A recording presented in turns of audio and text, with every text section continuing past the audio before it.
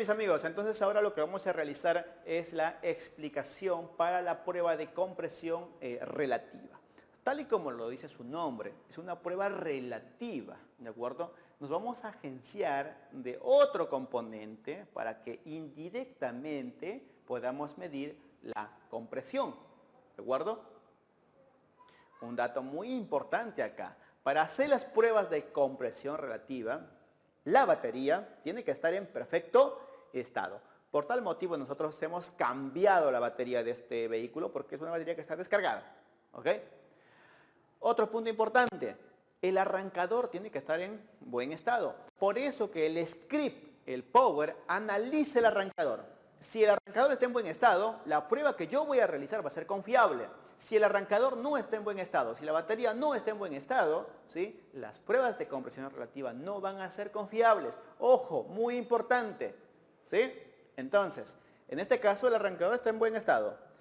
También la batería ya la hemos reemplazado por una batería en buen estado, ¿ok? Entonces ahora sí podemos hacer una prueba de compresión relativa, ¿de acuerdo? ¿De qué trata la prueba de compresión relativa? Es lo que hay que entender un poquito. Muy sencillo, ¿sí? El arrancador va a ser el componente que va a hacer girar el cigüeñal.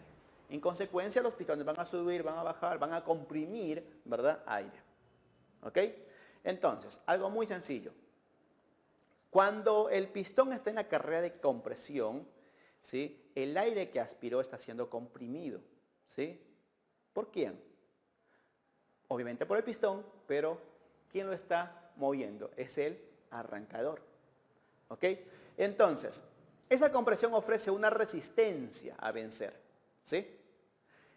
El arrancador tiene que vencer esa resistencia. Y para vencer esa resistencia va a tener un mayor consumo de corriente. Entonces, muy sencillo. A mayor compresión, mayor consumo de corriente. A menor compresión, menor consumo de corriente. ¿Ok? Entonces, comparando el consumo de corriente entre los 4 cilindros o 5 cilindros o 3 o 6 o 8, podemos saber si hay uno o más cilindros descompresionados. ¿De acuerdo?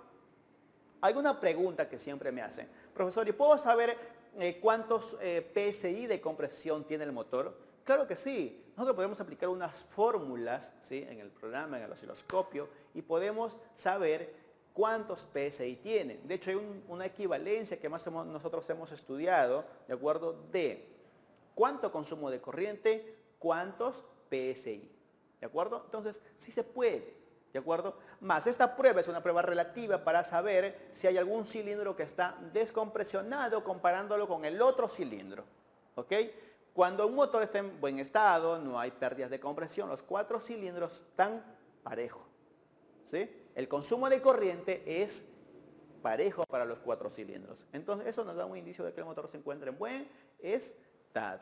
¿De acuerdo? Entonces, muy importante que los elementos estén en buen estado, ¿sí?, para que las pruebas sean confiables, ¿sí? Entonces, aquí estamos haciendo una comparación, ¿sí?, entre los 4 cilindros y al mismo tiempo podemos saber qué cilindro es el que está descompresionado, por ejemplo, ¿sí? Entonces, vamos a hacer el procedimiento. ¿Cómo vamos a hacer aquí? Lo primero, el motor no tiene que arrancar, ¿sí? Como cualquier prueba de compresión estática que ustedes hacen, ¿sí?, con un manómetro, es lo mismo que vamos a hacer acá. El motor no tiene que arrancar, ¿ok? Entonces, para eso, ¿qué vamos a hacer? Vamos a desconectar los enchufes de los inyectores, ¿sí?, de los 4 inyectores, ¿ok?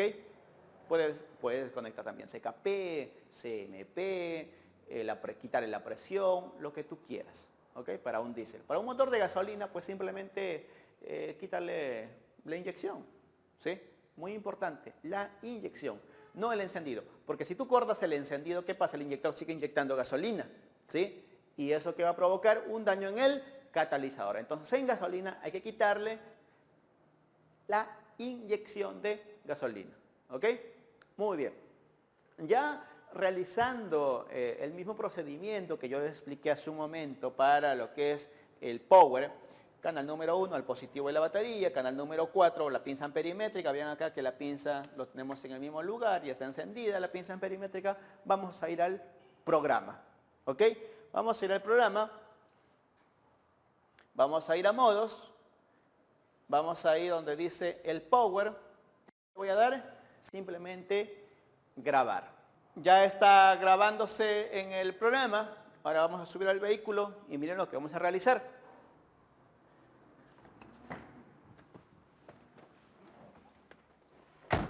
Simplemente le vamos a dar arranque durante 10 segundos. El motor obviamente no va a arrancar, no va a funcionar, ¿sí? Y vamos a hacer esta prueba de compresión relativa durante 10 segundos, ¿ok? Le damos.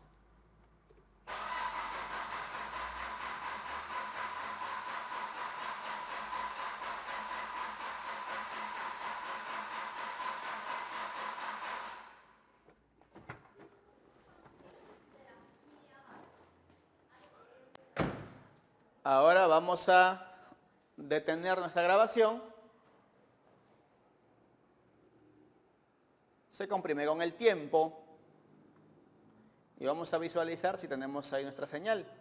Como pueden observar, tenemos ahí a las señales. Esta es la caída de tensión y esta es de la pinza amperimétrica, ¿sí? La batería que hemos puesto está un poquito descargada también o es muy pequeña para el arranque, así que vamos a comprobar qué es lo que nos dice aquí el programa. Vamos a ejecutar. Está conectándose ahí también al servidor.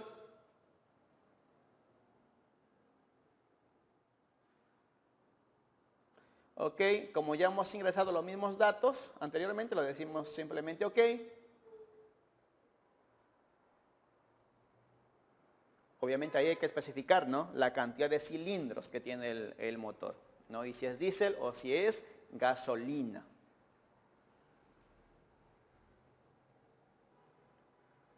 Algo muy importante que acá me gusta mucho es que el programa me va a mostrar a la cantidad de RPMs, ¿sí?, que ha girado el arrancador. Muy bien, entonces acá nos vuelve a decir lo mismo, que la corriente de la batería disponible es insuficiente, ¿verdad?, con la nueva batería que hemos colocado. Es una batería muy pequeña en realidad.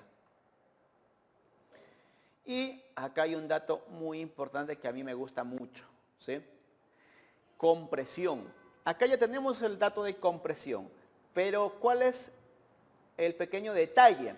Que la velocidad del motor de arranque ha sido de 130 RPM. Para un motor diésel, mis amigos, esa velocidad es muy baja, ¿sí? 130 RPM, ¿sí?, para hacer la prueba de compresión relativa es muy baja, ¿sí? Un motor diésel más o menos debe de estar en 220 RPM, ¿sí? Los datos importantes, ¿no?, que les va a servir a ustedes para su diagnóstico. Ese es el detalle y esa es la ventaja de este osciloscopio frente a cualquier osciloscopio, ¿sí?, que nos va a mostrar ahí la RPM, ¿no?, de giro que ha tenido el momento de hacer la prueba de compresión. Entonces, si tenemos baja RPM, obviamente no nos vamos a confiar de la prueba, ¿sí? O sea, todo tiene que estar en óptimo estado para que la prueba sea 100% confiable, ¿sí? Pero aún así vamos a mirar sus datos, porque este es un motor que ya le hemos medido con una buena batería el día de ayer y está en perfecto estado. Y miren cómo nos va a mostrar también, ¿ok?